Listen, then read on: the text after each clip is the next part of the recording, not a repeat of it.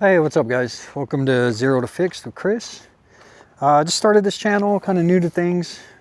Don't have experience as far as YouTubing or making videos goes, but I do watch a lot of videos. Not a master at anything, but I'm pretty good at a lot. So just wanted to create some videos that may help some people, along with help myself, get some feedback, try to figure things out. Right now what I did is I ended up cutting this field out back, and I had problems starting this tractor when I went to cut. So I'm going to kind of go over diagnosing this, what I can do to fix it. This is probably, I would say, late 60s tractor. It's in pretty good shape, low mileage. I'm getting a hard click when I go to start it. So let's go ahead and kick this off. Show you what I'm dealing with. Basically, always make sure you're in neutral. A lot of tractors will have a neutral safety switch anyway. I'm not sure if this one does. Put it in neutral. Gonna go ahead and try to start. Getting a hard click. Just showing me that I have an issue with my starter. Either not getting the right voltage, something hung up, a solenoid. This is the solenoid here. Starter wiring looks rough. I can already tell you I'd like to replace some of this. It's older, so I'll be doing that if I have to get into that. Now where I would start here is the battery. Start checking out my battery.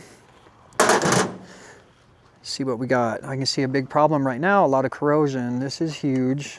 Kind of made this little stick to point at things. This is pretty nasty. So right now I could be having a connection issue, I would say, between these cables and the starter.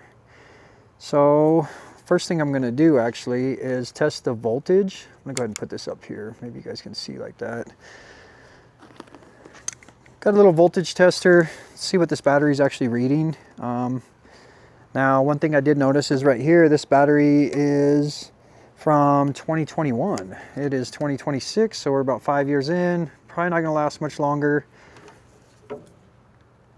But what it's reading at right now, I don't know if you guys can see that, is 12.4 volts. The voltage is actually really good on that, which is great. So next thing I'm going to do, make sure I'm getting voltage down to my starter. Now there's a couple things. This tractor doesn't have a key. It has more of a push button starter switch. So you have a battery, you have a starter switch, and then sometimes a neutral safety switch. Now, since I'm getting a hard click, here's a good, I guess, hack for you guys, or a clue or whatever. I'm getting a click at the starter, which almost pretty much tells me that my switch is fine, and that I'm getting signal to here for it to even react or click. So what I want to do now is go ahead and test the voltage that I'm getting to my solenoid or starter.